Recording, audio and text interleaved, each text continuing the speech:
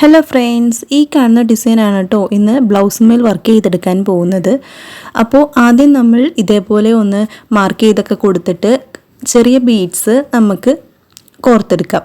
അപ്പോൾ ആദ്യം ഒരു നൂലിൽ ഞാൻ ഒരുപാട് ഇങ്ങനെ കോർത്ത് കൊടുത്തിട്ട് അതൊന്ന് തയ്ച്ചെടുത്ത് പയ്യെ പയ്യെ അത് ഒന്ന് എല്ലായിടത്തും ഒന്ന് തയ്ച്ചെടുക്കണേണ്. അങ്ങനെ എല്ലാ വശത്തും നമുക്ക് അങ്ങനെ ബീഡ്സ് തയ്ച്ചെടുക്കാം.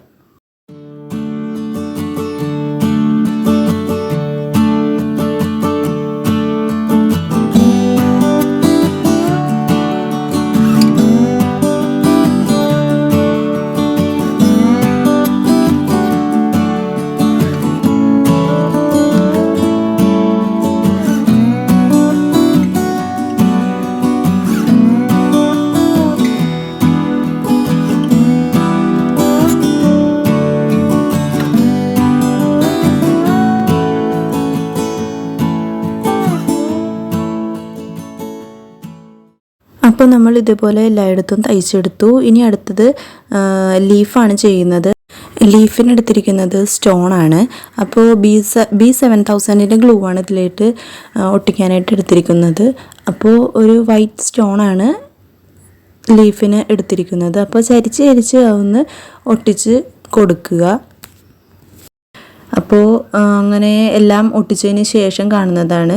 ഇനി നമുക്ക് ചെറിയ ഫ്ലവേഴ്സ് ഇനി ചെയ്ത് കൊടുക്കണം. അപ്പോൾ ആദ്യം ഒരു ഹാഫ് ബീഡ്സ് ആണ് എടുത്തിരിക്കുന്നത്. അപ്പോൾ അത് ഒന്ന് തയ്ച്ച് കൊടുത്തതിന് ശേഷം നമ്മൾ ഫ്ലവറിന് എടുത്തിരിക്കുന്ന ഒരു പർപ്പിൾ കളറാണ്. ഇത് തയ്ച്ചതിന് ശേഷം നമുക്കിനി ബാക്കി ഒരു 8 ബീഡ്സ് എടുത്തിട്ടുണ്ട്. അങ്ങനെ ഫ്ലവേഴ്സിന് ഇങ്ങനെ ചുറ്റും തയ്ച്ച് കൊടുത്ത് ചെറുതായിട്ട് അതൊന്ന് ലോക്ക് ചെയ്ത് തയ്ച്ച് കൊടുക്കണേന്. അതേപോലെ എല്ലായിടത്തും ഇതേപോലെ ഫ്ലവേഴ്സും പിന്നെ ചെറിയ പർപ്പിൾ കളറിൽ ബീഡ്സും ഒന്ന് തയ്ച്ച് എടുക്കണേന്.